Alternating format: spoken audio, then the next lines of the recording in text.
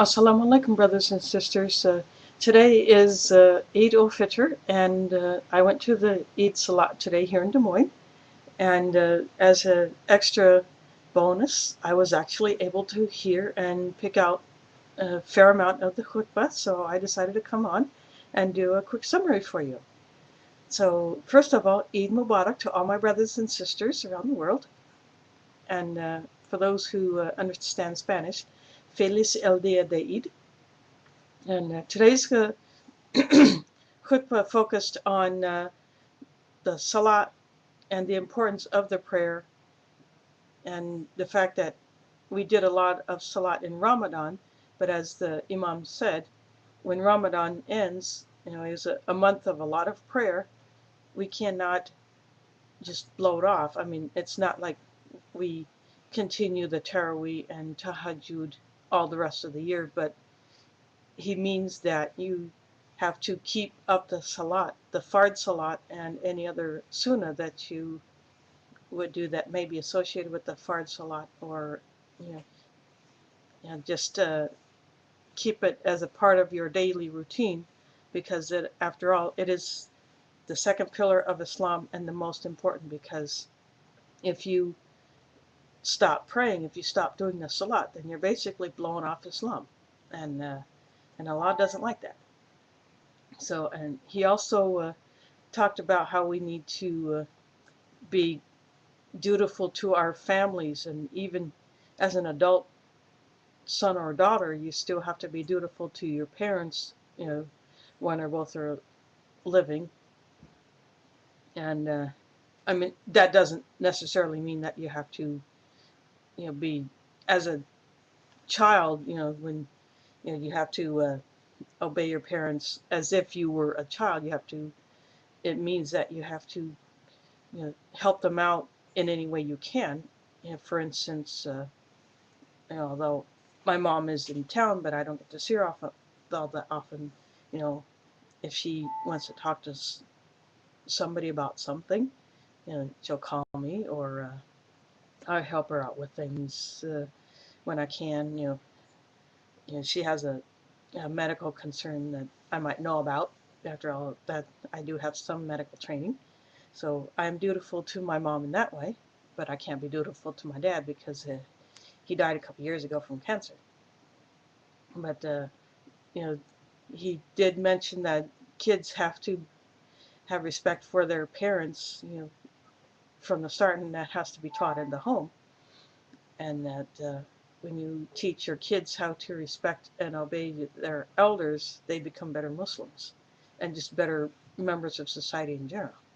And so you have to be courteous and kind and helpful, and if you have the ability to be generous in other ways. For instance, today people were paying their zakat al-Fitr, which is the kind of zakat that you pay for every member of your household if you have a day's worth of food in your house.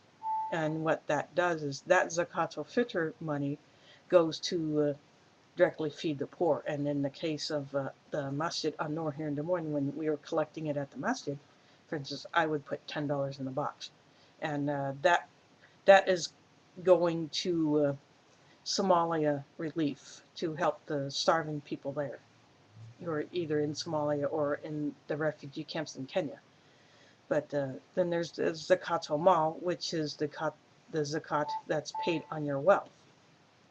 You have a certain amount of wealth, as in gold or silver or money, that you've kept over the year, and you pay 2.5% of it. And of course, there's just other kinds of sadaqah where you can give money to help someone out, and or to give to the masjid.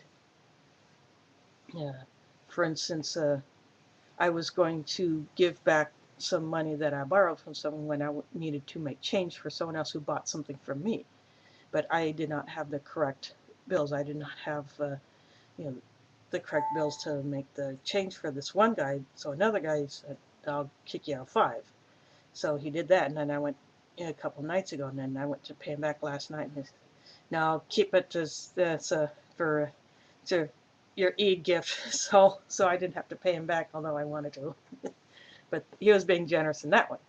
So that's another way of being generous. If you want to pay someone back and then they refuse to accept your payment, as they want to be generous with you, just consider it as a gift, an Eid gift. So that's another way you can be dutiful to your friends, your brothers and sisters, and just helping out in general. And but the main emphasis on the khutbah was the prayer and how important it is to not only pray the the salat 5 times a day, but to do it in its proper time, in its proper manner. In fact, we had a bit of a snafu today where a few of us had figured out, the direction, but one wasn't. But everybody was not aligned right. So I thought, well, I got a compass, so I pull it out, and a sister sitting next to me was holding it up and said, "Well, it works better if you put it down. You got to put it down and let the needle do its thing." So then, we figured it out, and that it was wrong. And then so the sister sitting next to me decided to go tell some brothers that they need to realign, to make an announcement to realign. So we helped our brothers and sisters at the Eid prayer by getting them to realign because they were not facing the Qibla. So that's how we can be dutiful to our brothers and sisters in the Jama when we're praying together, to make sure that we're facing the Qibla, which is the direction of Mecca in Saudi Arabia. So, but the emphasis of the prayer, we have to keep that up. We have to get into the habit of it, but not just the motions of it. We have to get into the spirit of it, because after all, it is the most important thing as a Muslim is the salat. And if you blow off the salat, you blow off Islam, and that will not be good for you on the day of judgment. So I just thought I'd come in and kick this little video off for you. And again, Eid Mubarak, Feliz el Día de Eid, and Assalamu alaikum, do widzenia, miasr mila.